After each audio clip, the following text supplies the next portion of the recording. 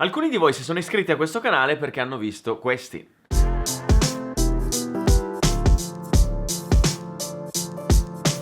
Video tecnici in cui spiego il funzionamento di auto o moto o tutorial in cui do consigli di guida. E poi? Ho smesso di farli?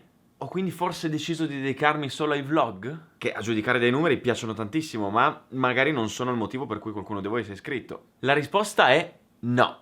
Voi non lo sapete, ma è da un anno che sto scrivendo una serie di circa 70 video tecnici sulle moto e sulle auto dedicati a meccanica, fisica, funzionamento tecnico, tutorial per la guida, insomma, tanta roba. Tutto questo solo per dirvi che ci sto lavorando duramente e uno dei progetti di questa stagione è proprio questo. Quindi se siete interessati a questa tipologia di video e non siete ancora iscritti al canale, iscrivetevi perché tra poco si partirà a bomba. Nel video di oggi tratteremo un argomento di cui si sente spesso parlare e che molti di voi già conoscono, ma magari non tutti sanno esattamente come applicarlo alla guida, ovvero il trasferimento di carico.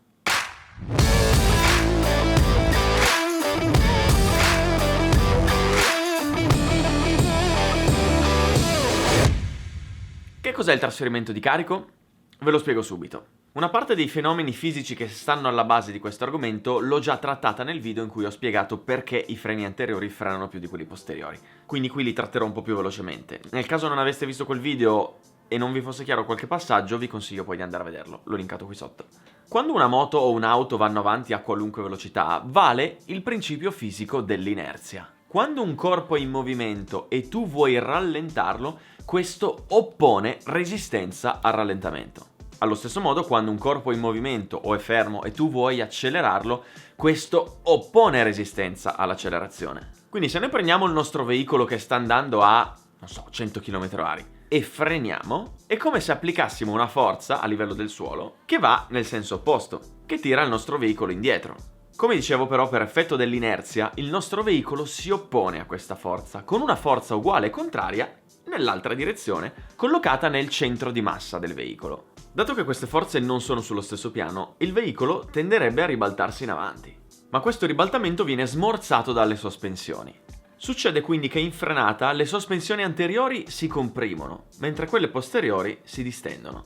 Quindi le sospensioni anteriori sono molto più caricate, mentre quelle posteriori sono scariche. Si verifica il cosiddetto trasferimento di carico. Il carico della macchina si sposta sulle ruote anteriori, che quindi vengono schiacciate a terra. Quando invece acceleriamo succede esattamente il contrario. Le sospensioni posteriori si comprimono, mentre quelle anteriori si distendono. Abbiamo un trasferimento di carico al posteriore. Ora, in realtà le moto sono un po' stronze, perché quando noi acceleriamo, anche se c'è un trasferimento di carico al posteriore, la sospensione posteriore tende a distendersi.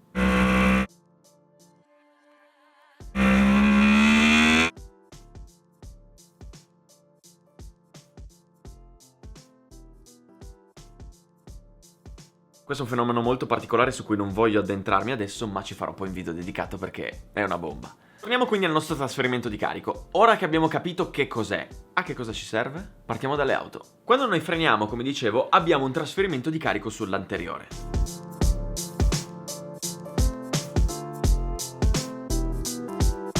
Quindi le gomme anteriori in frenata sono molto più schiacciate a terra. Ora, come ho spiegato in quel video là, più la gomma anteriore è schiacciata a terra, più ha grip. Quindi se noi iniziamo a girare mentre la macchina sta ancora frenando, la macchina ha molto più grip davanti e quindi gira di più. Può entrare in curva molto più forte.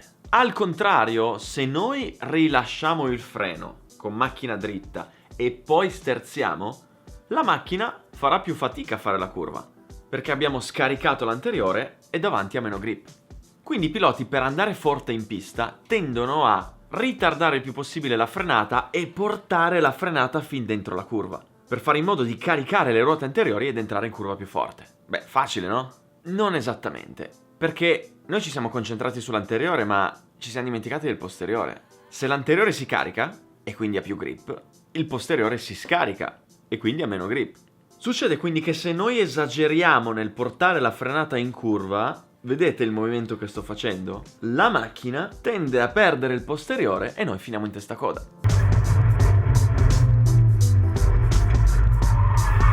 Oppure può succedere un'altra cosa spiacevole: man mano che noi giriamo il volante, se abbiamo troppa pressione sul freno, le ruote davanti sono troppo sollecitate, bloccano e la macchina va dritta.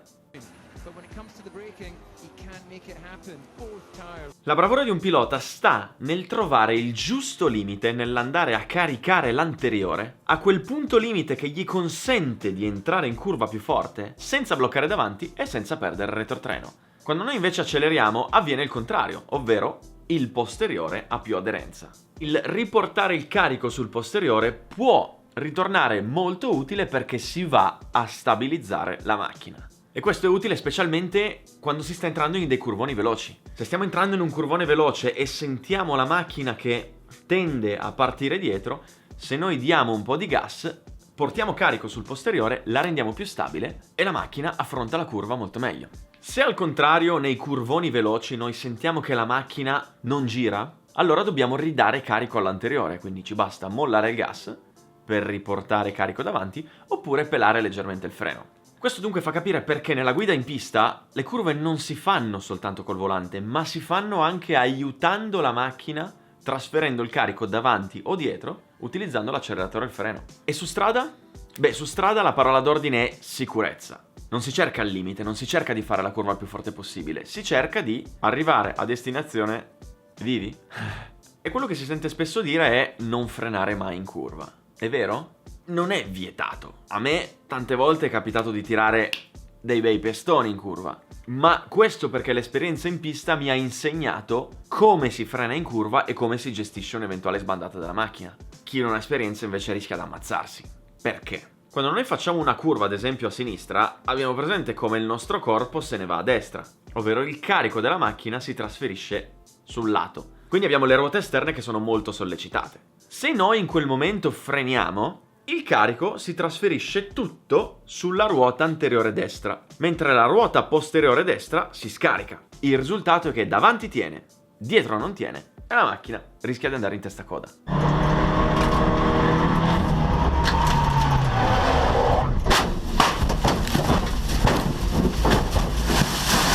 Questo che avete appena visto è stato uno degli incidenti più brutti che abbia mai fatto quando ho fatto la stagione sulle 500 Abarth. E questo incidente dimostra quanto il trasferimento di carico possa essere pericoloso. Al mattino nelle prove libere avevo 4 gomme usate e quindi nella curva in cui ho fatto l'incidente semplicemente mollavo il gas, buttavo la macchina dentro e acceleravo. E la macchina stava. Per la qualifica, non avendo nessuno che mi consigliasse cosa fare, ho fatto l'errore di fare la scelta tecnica che si fa nelle piste piccole tipo Franciacorta, ovvero quella di mettere le gomme nuove davanti e usate dietro, in modo da avere più grip davanti e far girare meglio la macchina. Va bene nelle piste piccole, è un suicidio nelle piste grandi. Cosa è successo quindi? Che nel momento in cui io ho mollato il gas e l'ho inserita, ora lì vedete che porto il piede sul freno ma non l'ho schiacciato, il fatto di mollare il gas ha provocato un trasferimento di carico sull'anteriore. In quel momento io ho sterzato e avendo le gomme nuove davanti e usate dietro avevo troppo grip davanti. Questo ha fatto sì che la macchina sbandasse, partisse in testa a coda e poi purtroppo ha iniziato a cappottare. E l'altro grave errore che ho fatto, dettato dall'inesperienza perché avevo appena iniziato, è stato quello di frenare una volta che la macchina stava sbandando, perché frenando io ho peggiorato la situazione. Ho scaricato ulteriormente il posteriore e ho aumentato la sbandata. Dato che era un trazione anteriore, se io avessi accelerato a manetta, probabilmente non avrei fatto l'incidente perché 1. Accelerando avrei ridato carico dietro, il posteriore avrebbe ripreso grip e si sarebbe rimessa dritta. 2. Essendo la trazione davanti, accelerando il muso si sarebbe rimesso nella posizione corretta. E questo incidente vi fa capire quanto il trasferimento di carico sia importante, perché semplicemente giocando con acceleratore o freno possiamo o recuperare la macchina in una situazione pericolosa o mettere la macchina in una situazione pericolosa.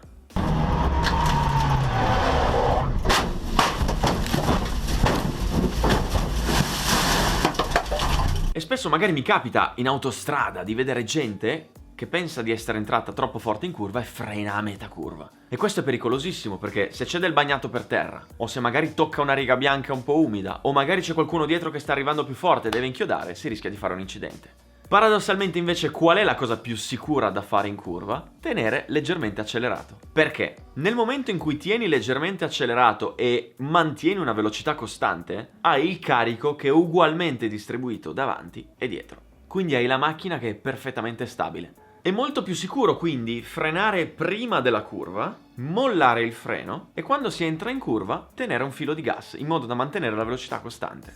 Ok, però si sa, in strada capitano le emergenze. Può capitare magari che entriamo in una curva e temiamo di essere entrati troppo forte. In quel caso allora cosa si fa? La cosa migliore è mollare l'acceleratore, perché nel momento in cui molli l'acceleratore succedono due cose. La prima è che la macchina rallenta. Quindi rallentando è come se frenasse un pochino, quindi rallentando gira di più. Inoltre, rallentando un po' di carico va sull'anteriore. Avendo l'anteriore un po' più carico, la macchina gira di più.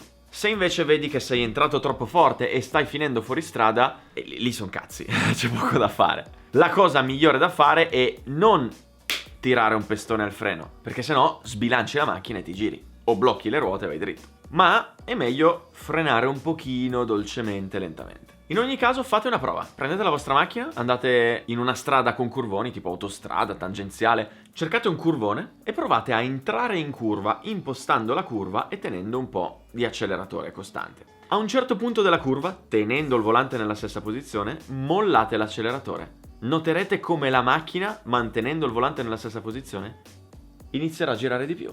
In questo modo inizierete a capire come il trasferimento di carico influenza il comportamento della macchina. Bene, e in moto? In moto valgono bene o male le stesse cose, anche se su una moto vi sono dinamiche più complesse. Ad esempio, la moto accelerando o frenando si allunga e si accorcia. La moto non ha mai la stessa lunghezza. Per fare le curve poi bisogna piegare e piegando le sospensioni si comprimono. Quindi non è soltanto il trasferimento di carico che regola il comportamento, ma ci sono tanti altri fenomeni. Però bene o male le nozioni di base sono sempre quelle. Come avevamo spiegato nel video con Canepa, infatti, quando si frena si va a dar carico sull'anteriore. Ad esempio, se vedete questa mia foto a Misano, guardate come nella fase di frenata la moto dietro è tutta distesa, davanti è tutta compressa. Quindi, quando si guida in pista, se si entra in curva con un po' di freno in mano, l'anteriore è più carico, ha più grip e tiene di più. E la moto gira meglio. Naturalmente non bisogna esagerare col freno perché sennò